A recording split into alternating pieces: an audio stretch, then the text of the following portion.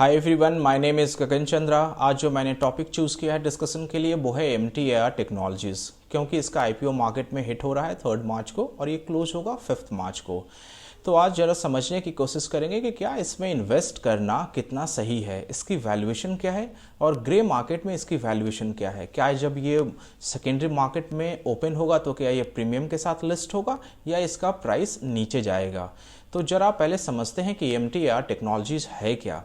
MTAR technologies के history में जाएं तो पता चलता है कि ये कंपनी 1970 में स्टार्ट हुई थी, लेकिन एक कंपनी के रूप में नहीं बल्कि एक पार्टनरशिप फर्म के रूप में। और इसने अपना पहला जो बिजनेस डील स्टार्ट किया था वो भेल के साथ किया था, लेकिन ये कंपनी के रूप में 1999 में ये इस्टेब्लिश हुई है। MTAR technologies precision engineering solution provide करती है 4 सेक्टर्स में, न्यूक्लियर सेक्टर्स में, एयर स्पेस में, डिफेंस में और एनर्जी में। ये बेसिकली बनाती है मिसाइल सिस्टम्स को, एयरक्राफ्ट के कंपोनेंट्स को, वाटर रिएक्टर बनाती है और न्यूक्लियर रिएक्टर्स भी बनाती है। अब समझते हैं इसके क्लाइंट्स कौन कौन से हैं। तो न्यूक्लियर सेक्टर्स में इसका क्लाइंट है NPCIL, जो है nuclear power corporation of India limited. Defence sector में है DRDO, defence research and development authorities. Air space में है ISRO, Indian space research organisation. Rafale के साथ भी इसका डील है। एनर्जी सेक्टर में इसका डील US बेस्ड कंपनी के साथ है, जो है ब्लूम एनर्जी। इसका सबसे ज़्यादा बिजनेस ब्लूम एनर्जी के साथ ही आता है। इस IPO से कंपनी करीब 600 करोड़ रुपया इकट्ठा करेगी। इस 600 करोड़ रुपया में से 475 करोड़ वो OFS के थ्रू इकट्ठा करेगी। OFS क्या होता है? ऑफर फॉर सेल, जिसमें प्रमोटर्स अपना हिस्सा मार्केट में बेचते हैं। और 125 करोड़ वो इकट्ठा करेगी फ्रेश इशू ऑफ शेयर से, जो 21 लाख है उसको बेच के वो 125 करोड़ इकट्ठा करेगी। अब इसके प्राइस बैंड के बारे में बात करते हैं। प्राइस बैंड इसका मिनिमम है 574, मैक्सिमम है 575, यानी जो प्राइस बैंड का जो गैप है वो 1 रुपये का है। इसका जो एक लॉट है वो है 26 शेयर्स का। इसमें मिनिमम आप 1 लॉट बाई कर सकते हैं, मैक्सिमम आप 13 लॉट बाई कर सकते हैं। इसमें रिटेल कस्टमर्स के लिए 36 लाख शेयर्स होते हैं। इस कंपनी में करीब कितना है? 1 करोड़ 3 लाख। इसमें से 50% QIB के लिए रिजर्व होता है। इसको क्या बोलते हैं? Qualified institutional buyers. और 15% रिजर्व होते हैं NIB के लिए, वो होते हैं नॉन इंस्टीट्यूशनल बायर्स। और 35% अप्रॉक्सीमेटली जो 36 लाख शेयर्स हैं वो रिटेल कस्टमर्स के लिए रिजर्व होते हैं। अब जरा समझते हैं कि कंपनी इस 600 करोड़ रुपए का करेगी क्या। कंपनी का जो डेट है दिसंबर 2020 का वो है 150 करोड़ रुपए का। तो कंपनी क्या करेगी? 63 करोड़ रुपया इस 600 करोड़ रुपए में से डेट को पे करेगी और 95 करोड़ रुपीस वो वर्किंग कैपिटल में इन्वेस्ट करेगी 2 ईयर्स के लिए।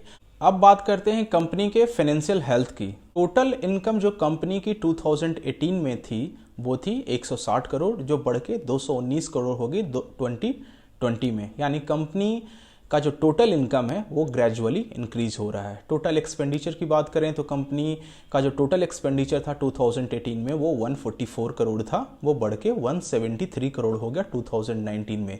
इसका एक्सपेंडिचर भी पैरेलली इंक्रीज हो रहा है। रीज़न ये है कि कंपनी का टोटल जो डेट है वो 150 करोड़ का है, और जब भी कोई कंपनी डेट लेती है तो उसके लिए उसको इंटरेस्ट भी पे करना होता है। तो इसका जो इंटरेस्ट है इसके लिए इसका जो एक्सपेंडिचर है वो बढ़ रहा है। अब बात करते हैं प्रॉफिट आफ्टर टैक्स की। तो 2018 में इसका जो प्रॉफिट था आफ्टर टैक्स वो था 5.5 करोड़ का, जो बढ़ के 2019 में 39 करोड़ हो गया। और 2020 में इसका जो प्रॉफिट आफ्टर टैक्स है वो 31 करोड़ का है। अप्रैल 2020 से दिसंबर 2020 तक कंपनी ने 28 करोड़ का प्रॉफिट ऑलरेडी बुक कर लिया है और आने वाले क्वार्टर में अच्छा प्रॉफिट बुक करने का चांसेस है, क्योंकि आफ्टर कोविड एक्सपेक्टेशन थोड़ा ग्रोथ का ज़्यादा है। तो इस पूरे फाइनेंशियल डेटा को अगर देखें तो इससे यही पता चलता है कि कंपनी ठीक ठाक ग्रो कर रही है। इसका सिर्फ प्रॉब्लम यही है कि इसका जो एक्सपेंडिचर है वो भी पैरेलली ग्रो कर रहा है, लेकिन जैसे ही कंपनी IPO से पैसा इकट्ठा करेगी और डेट को फाइनेंस कर देगी तो प्रॉफिट आफ्टर टैक्स इसका बढ़ जाएगा और कंपनी फ्यूचर में अच्छा ग्रो कर सकती है। अब बात करते हैं कि इस कंपनी में इन्वेस्ट क्यों करना चाहिए। तो इसका पहला कारण है कि SBI और एक्सिस म्यूचुअल फंड ने इसमें 100 करोड़ रुपीस का इन्वेस्टमेंट किया है प्री IPO के थ्रू। इसमें उन्होंने 18,50,000 शेयर बाई किया एट द रेट ऑफ 540। यानी SBI के फंड मैनेजर ने और एक्सिस के फंड मैनेजर ने जरूर इस कंपनी के बैलेंस शीट को, इसके फाइनेंशियल्स को और इसके मैनेजमेंट से बात की होगी और इसके फ्यूचर कोर्स ऑफ एक्शन की भी बात की होगी, तभी उन्होंने ये प्राइस डिसाइड किया।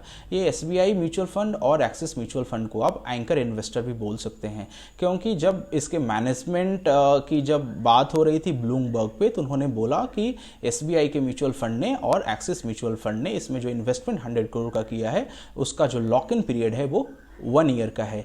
इसका दूसरा कारण है बाई करने का, वो है ऑर्डर बुक। इसका 350 करोड़ का ऑर्डर बुक ऑलरेडी इसके फनल में है। तीसरा एक सबसे बड़ा कारण है कि जब ये कंपनी पैसा रेज करेगी 600 करोड़ रुपीस, तो ये कंपनी डेट फ्री हो सकती है, क्योंकि कंपनी का टोटल डेट जो है वो 150 करोड़ है। तो जब कंपनी का डेट कम होगा तो यानी इसके एक्सपेंसेस ऑलरेडी कम हो जाएंगे, क्योंकि इनको जो इंटरेस्ट पे करना होता है उस डेट पे वो अब नहीं पे करना पड़ेगा।